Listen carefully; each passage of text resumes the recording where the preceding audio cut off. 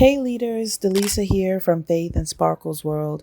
If you're new to the channel, welcome. And if you've enjoyed this special episode, hit that like and subscribe button.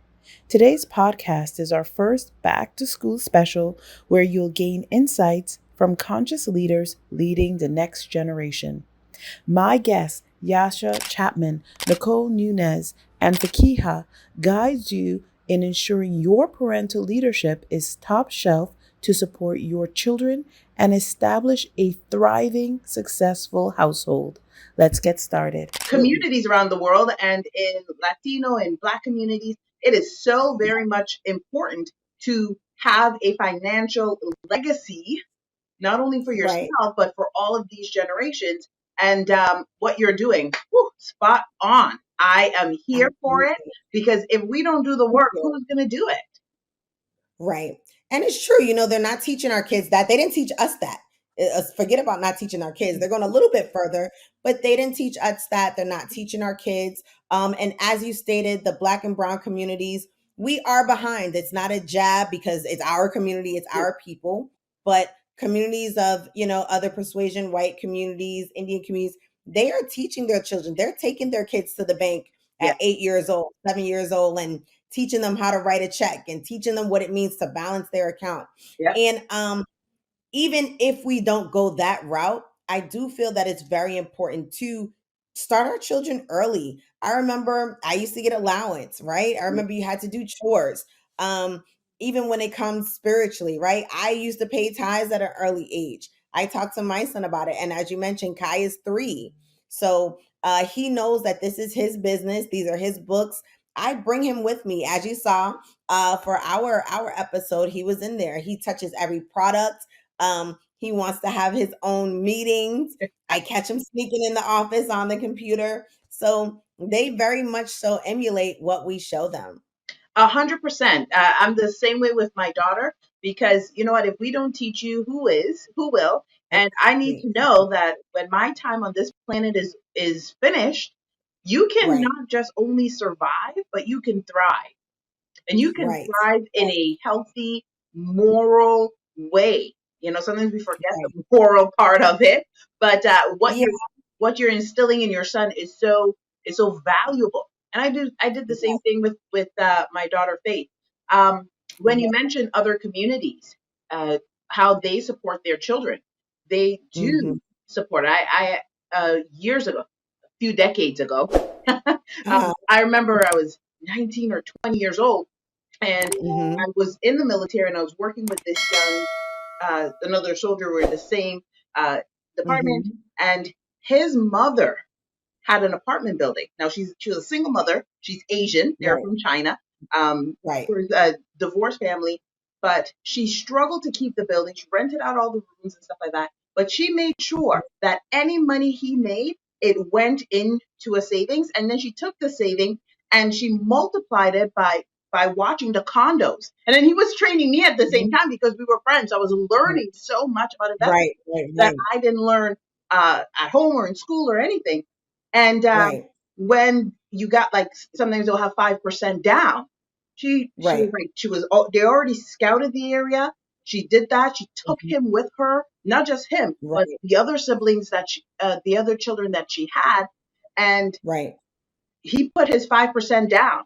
And at the time, the condo I think was like 200,000 or something like that. So it was a bit on the lower end, but it didn't matter because she already had a financial plan and financial portfolio because she recognized, okay, he's here helping the family. So the other boys that went off to the university and went off to work for bigger corporations, there's always one that have to give. Like there's always a sacrifice somewhere, but always. And they invested, but he was that first one, and he laid that foundation for the other siblings, the other brothers and sisters, to follow a path so they can not only have wealth but have generational wealth, so they can grow in the family. So I 100% like what you did, and because I learned so much before I had Faith, similar to what you're doing with your son Kai. Like I already was like, okay, what are you gonna do? How are we gonna do this? And if you do decide, all right, my children are here, maybe even if it's just a lemonade stand they want to have, Right, yeah, something right. as simple as that. Teach them about capital. How do you get Absolutely. investors? Right? These are family and friends. Start off. Yeah, go ahead. And it might sound cheesy, but you better take advantage of all that cuteness Yes. because it's very rare that somebody's going to say no to a child. I mean, unless it's like a crazy rude kid or Yeah. something like that. But I can't tell you how much nasty lemonade I done bought, how much cookies I done bought. And I got to the point where I'm like, I don't want to just here, Yeah, just yeah. take it's a donation. It's true. I got to the point where I'm like, I don't just take it. Oh no, here, no. You know what? Pay it forward. What I have started saying was pay it forward. Because Yes. before I used to be like, here, I don't want it. But now, because it's even a lesson in that, right? Yes. I am I'm a donation, but this is still a paid for product. So you need to give this to someone else in need, or you need to pay it forward and gift this to someone else. Ah, Right. But we have to take advantage of all that cuteness because one thing that we know for sure, you being in the military, me being in corporate, and you coming out of the military into civilian life and still with those leadership skills, all that's going to fade away. People are not just going to be buying just because we're cute no. and we're selling it, right? They're going to want to make sure that they're getting some type of substance. But when they're cute and they're little, they don't care that lemonade is 5 pounds of sugar and a little bit of water, and they don't care. They don't care that the cake got a little bit of dirt in it. No one cares. No one cares because, oh my gosh, look at this cute little baby. I need to buy whatever it is that they're selling. Yes. And we have to take advantage of that. What is one message, one thing that you could share to anyone out there that says, you know what? I want to know this financial connector.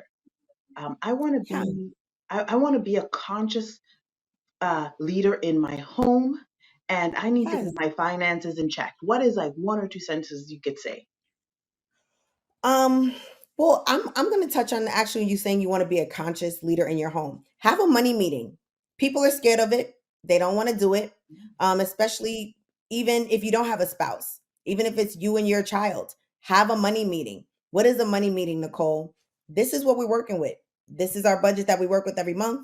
This is what we spend on XYZ on food, on entertainment. This is literally break it down to the penny if you can, because what's going to happen is you're giving everyone else who bites into the money pie, you're giving them that knowledge, and now they have to be like, oh wow, mommy said we only got $5 for me to get a game today, and it's true, Yeah. right? It's true. So I would definitely say have a money meeting, and the next thing I would say is reach out to me. I'm going to share something. I wasn't going to share this, but Mhm. so they might cut me off when they're editing. But Okay. one of the things I want to share is that, and you were saying about being that conscious financial connector and having that.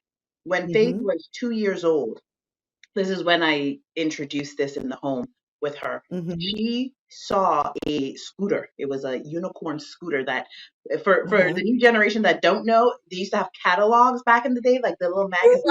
right, And she saw this.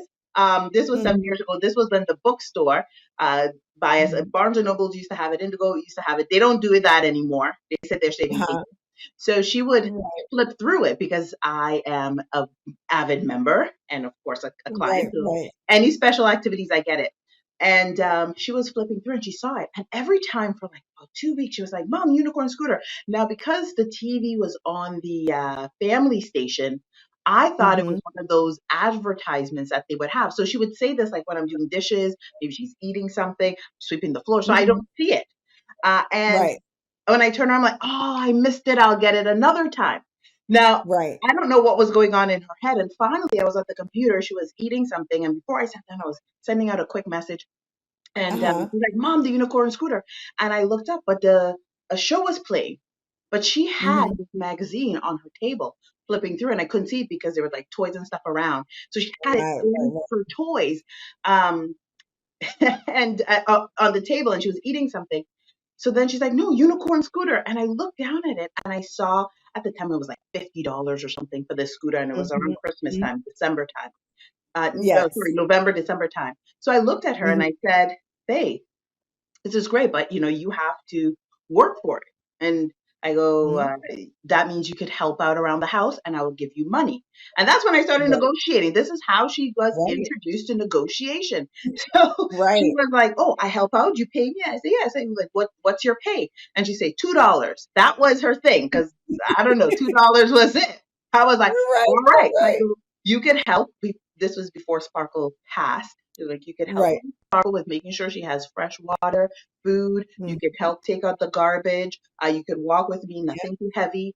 She said, "I do dishes." I like, "You could do your own dishes because yes, it don't yes. break." Right, And right, right. she did that. She thought about it. 48 hours Yeah. later, she's in my mom's house. Now I shared this story before, but she was in my Uh-huh. mom's house, and my mom was doing laundry, and she was like cleaning up. It was a Saturday, and she was spending time Right. with my mom. So my mom putting soap.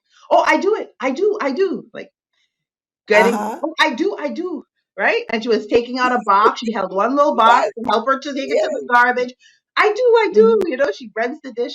So my mom was so Uh, excited, like, "Wow, Faith is so helpful," which she is. And my mom had cancer yes, at the time. So, yes, of she's thinking, course. this is just so like, wow, Faith is incredible. Time to sleep. She's already bathed. She's lying on bed. She said, "Oh, Mama." She calls my mom, Mama. "Mama, Right. I need $2." And my Uh-huh. mom's like, "For what?" She said, "My mommy say I help.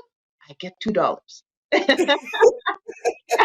They don't forget anything. They Let me don't tell you forget something. anything. They No. don't forget not a thing. Listen, I They do was not supposed to forget be enjoying my day off, like just time for myself. That evening, a couple anything. hours. I get a phone call 8:30 at night. Let me tell you, you owe your daughter $2. And if you're like from the black brown community, you all know, Right, right, like right, we get that phone call. "Oh, you owe your child money for what?" She right, right, said, right. "You said." So my Exactly. mom, and my mom is Grandma's gonna make sure it's taken care of. You're not gonna jip her baby or no yeah. money. Not at Well, and then my mom said to Faith straight up, she said, "I did not make a deal with you." So we speak to her not like babe. We just talk to her all. Of normal. course. I did not make Absolutely. this deal with you. You chose to help me. So I don't owe you $2. Your mom owes you $2, right? So first Right, lesson in negotiations, who are you right. negotiating with? But Yes, yes. who are you negotiating? But Like, who are you negotiating with? That negotiation doesn't carry on yeah, just a long way. So no, that's good. But look, that's proving my point, right? She talked about the unicorn, which we taught her cost money, which you taught her cost negotiation, but it all stemmed around it started financial first. it So sounded, that's that meeting, it goes a long way, and it you goes can a see long way. the The changes result. and the things that it's applied to. And so she did every day, helped out. My mom ended up giving her the $2, but I never pushed her. My mom never pushed her to say, "Help out, you'll get $2." She did it on her Right. own because she wanted that unicorn scooter. And Yes. my aunt actually invested. She never asked my aunt, but my aunt knew because, of course, with family, we talk about, "Oh, no, she Right, right, helps right, out of course. and she's working towards her unicorn scooter." So everyone's like, 2 year olds working Right. towards it? Yeah. Like, why don't you buy it? I'm like, no, why? Why should I buy it? She has enough stuff. You don't need anything Right, else. Some right. people might think it's cruel. I don't think it's cruel. No, No. it's not at all. Especially in the sense of, like you said, they have a million toys. They're not gonna miss if this is something that they want, it is a perfect time and Yeah. example to teach them lessons or to use it as a lesson. Absolutely. I 100% agree And because mhm, like Faith, Kai is an only child, so we already know all the stuff that we got in yeah. this house with these only kids. So yes, I agree. Yeah. You don't need this scooter, but you could work for it if you want You it can that work for bad. it. And because every day she collected her $2 and then she got an investment from her aunt, I think it was like $5 or $10 or something like that, which is Uh-huh. like a huge percent from what she got from Right, that right, one investment. Um, right. she made that money in like less than 30 days. When you think about it, 2 times 7, right? 14, add Right, up. Like you're making money. right, Plus you right. got investments. Exactly. Um, Exactly. and I remember it was a snowy day and it was in January, I think it was January 27th or 28th of 2019. Mhm. That's when she went and she got it. And you know what? She walked around the whole store and I have pictures Amazing. of that day. And the moment when she had to go in her purse and pay that money to Yes. and they knew I was coming because I asked them and, I Of said, course. because I wanted her to have that experience. And I was Right. like, you ready? She's like, yep. She sat on the counter. She had her purse open and she couldn't even take the money out because I think it was just like, because she went with me to the bank to change the Right. $2 to real dollars. You have to take the change, Right. Right. transfer it to dollars, and now she has to Right. pay for this. And she got the money back, and she kept the receipt, and she helped build Right. it. She stood there because she wanted it Right. built. So we have to go in the food court, build it up. Yeah. Right. Yeah, Right. Right. and She she was wanted the full experience. She's the like, I worked for this. I'm riding out of here on my scooter. We're not taking it home and putting it together. we're not. And she Right. literally, well, she fell asleep almost like scootering out, and that's okay because Yes. that's what happens. But that experience was Absolutely. the beginning of exactly what you mentioned and what you Yeah. said. And it does work, which stemmed from that first experience, stemmed into a few months later when she was 3 years old, saying to me, Mom, I'm a superhero doctor, leading to Right. her writing the children's book and to where we are as a business right now, Faith in Sparkle's World. So, anyways, Right. thank you so much for sharing your Guys, thank insights you. and your wisdom. Yes, yes. And I'm excited. I'm excited to see what's coming more from you, Faith and us. And I really am excited about this new relationship that we've built. And like I said, thank you so much for the opportunity. I'm so glad because I want to spread the awareness of especially emotional regulation for parents and for children. And it's lacking a lot. It's been lacking a lot in past, and then now the message is getting across, and then I want to be a part of it. So parents can empower themselves, and then once they learn how to empower themselves, they'll be able to learn how to empower their own kids. So this is what my mission is. Absolutely. Um, and the best part is you're doing this one from your past experience being a child and growing up, right? And having your own children, as well as being an educator in the school system and seeing all of the things that children are coming with. And also when you're having interviews with parents, sometimes they're coming from broken homes and or traumatic situations, et cetera, et cetera. Um, the teacher is there, and most of the time you guys are supporting and helping to heal a Yes. child in like 8 or 9 months out of a year. Yeah, yeah. And, like you said, from our past experience, right? Most of us were raised by traditional methods of parenting where our parents weren't aware about positive parenting or age appropriate expectations. So, this is what I want to make today's parents aware of, that there are some age appropriate expectations like tantrums, meltdowns, that this is not disrespect, right? It's a part of kids growing up. So this is what I want to focus on.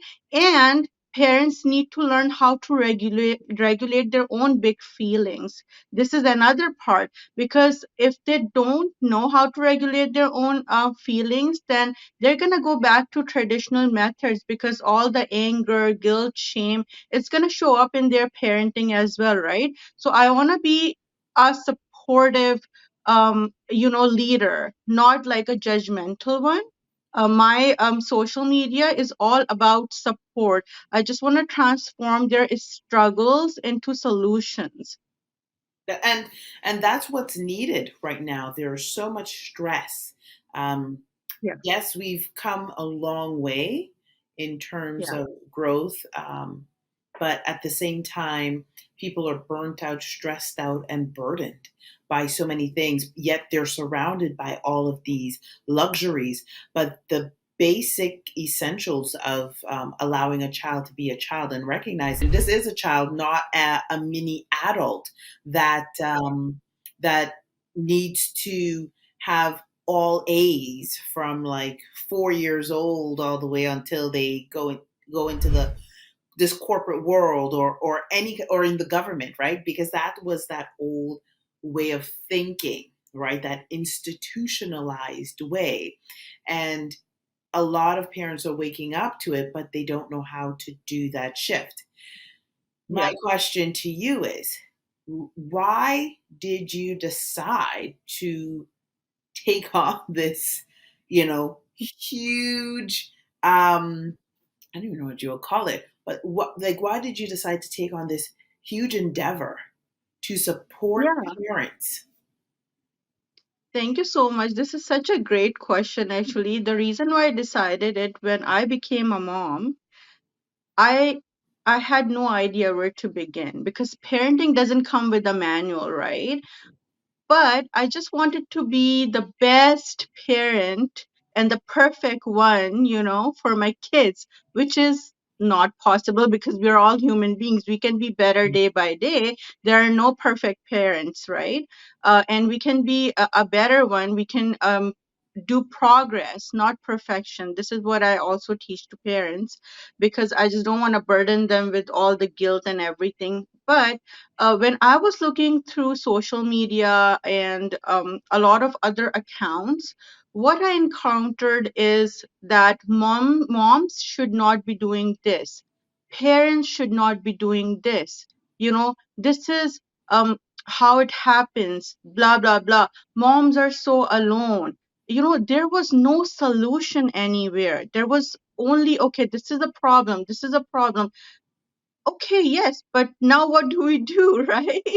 So I did not find a solution, and I was like, okay, this is a problem. This is a problem, but where's my solution? Where do I go? Hmm. Right? So that's why I decided to um, make a social media, educate myself, I read a lot of parenting books and from my own education background because I also studied child psychology, adolescent psychology, and everything. And plus reading a lot of books on parenting and got my certification in positive discipline. I made a social media account because I wanted teach parents how to solve these struggles, how to come up with solutions so that they can model this and then they can also teach their children how to deal with situations in life, right? Because it's not about only complaining or yes, it's awareness is the first step, but how do we solve it? This is the real skill that we need as parents and kids. A hundred So percent. that's why, Yeah, yeah. and that's a really nice way of explaining and sharing really, why. And I want to highlight that you didn't grow up in a Western culture with a Western mindset, because generally you would see more of the Western world. They have this like new like gentle parenting, all these different styles of parenting. However, on the other side of the world, they're not there yet, right? Discipline No. Yeah. is discipline. Like, you need to do as you're told, go to school, get an education, which, I'm 100% all for education and 100% for discipline. Um, they're, it's very, it's the old ways, and children read faster earlier, but children are under a lot of immense pressures So I to, wanna, be sorry, successful. No, tell me yeah, more. Yeah. yeah, sorry, sorry, yeah, if I cut No, you don't off. be sorry. This is good. Yeah, yeah, yeah. So it reminds me when I was a child. So I was like really into studies. Like, I was that child who loved studying and all those sort of things, right?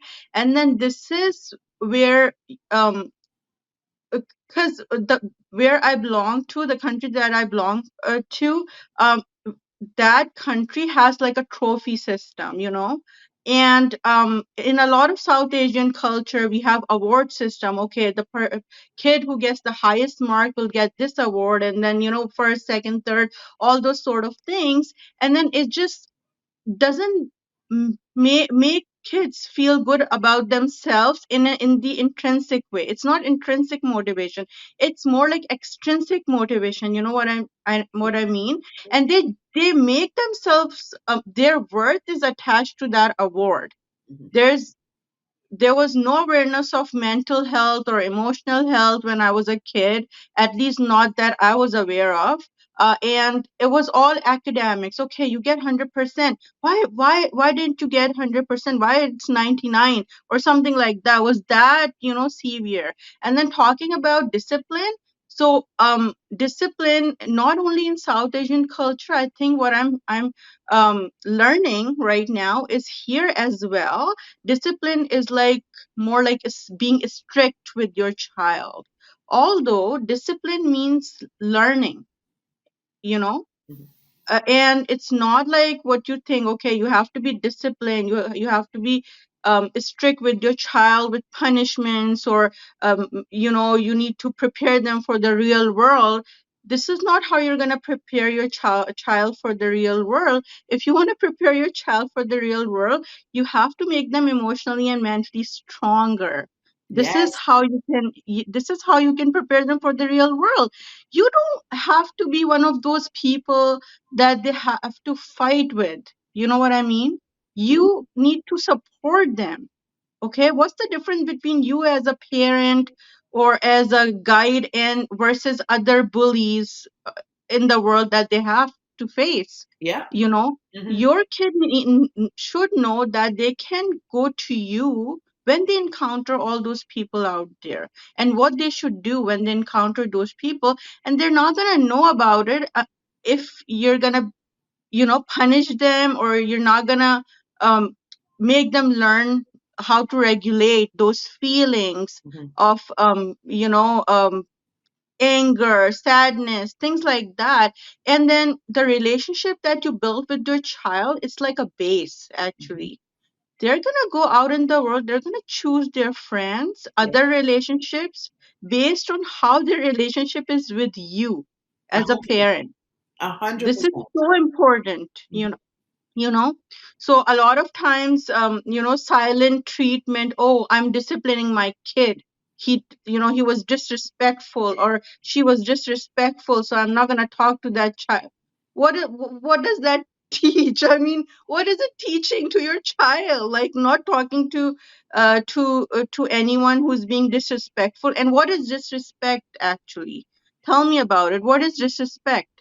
Tantrum is disrespect. I mean, you need to get down. You need to analyze why the child behaved that way that they did. You know what I mean? We have like codes. We have all that. What do we call it? What our parents and their parents use the definition of disrespect. Oh, you cannot say no. You have to obey. You have to do this and that. What is this? I'm not against the rules or anything, but you need to understand that if a child is saying no to something, why is the child saying that? We need to respect their no as well, right? Yes, 100%. Explain a bit more about how you are the year-round cheerleader, leading the leaders, or guiding them in their leadership role to support the children. Right. So like you stated, there are some people that go in and they may do a professional development training, for one time, or they go in and they motivate. However, like you stated, I am there year round. So I don't just facilitate one professional development training and walk away. I am there to ensure that that training is being implemented within the classrooms, that whatever information they're learning, they're able to utilize it and ultimately transform their practices so that we can ultimately close the gaps and enhance instructional pedagogy, content pedagogy, all of those things. And so that's a bit more what I do. I am hands-on. So I look at either the school's evaluation system, or I utilize my own, because Elementary Education Evolved has its own framework as well, where we look at each component. And Evolve actually stands for engagement, variation, owning, leveraging, visualizing to verbalizing, and empowerment. So depending on where that teacher is, that's the component that we focus on and we provide training around in order to see enhancements or improvement within that area. So I kind of wonder if you could take me through, not just myself, but the audience as well, a little bit more in depth of like, what's the point in meeting with the superintendents of the district and then meeting with the principal, and then you're going all the way, as I said, into trenches to support the teachers, right? And you're there year round. You're there supporting them year round, depending on, what grade level they're in, or if it's elementary or high school, as well as how they can evolve in their leadership to better support or best support the diverse students that are in their classrooms. Right. So I start by looking at every school has goals. The schools has goals and the district have goals.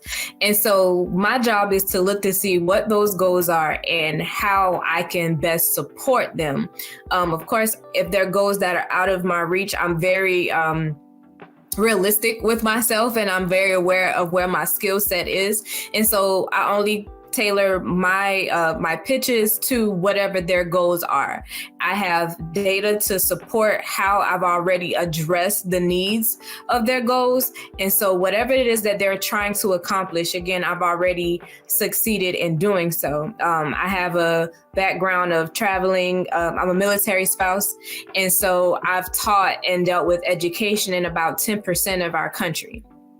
And so with that, being under my tool belt, I'm able to easily point together the pieces and basically create this bigger picture of what everyone wants, which is success, which is academic progress, which is achievement gaps being closed for Black and Brown students. And so once we analyze the goals, I go into schools and I meet with the school leaders, of course, and we analyze their data.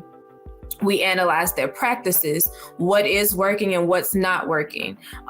Oftentimes, we have people that are not of color in leadership positions, but they're making decisions for students who are of color. And so I'm also a bridge to provide that support and that lens to help them see things in a way that they may not be seeing them, to provide that cultural relevance that may be missing on their school campus. And so we formulate new goals and new plans around the gaps that are present within their organization. And I work with their teachers. So when I say I work with their teachers, based on all of our findings, we identify areas where professional development training would be beneficial and where it's needed, with who is needed for.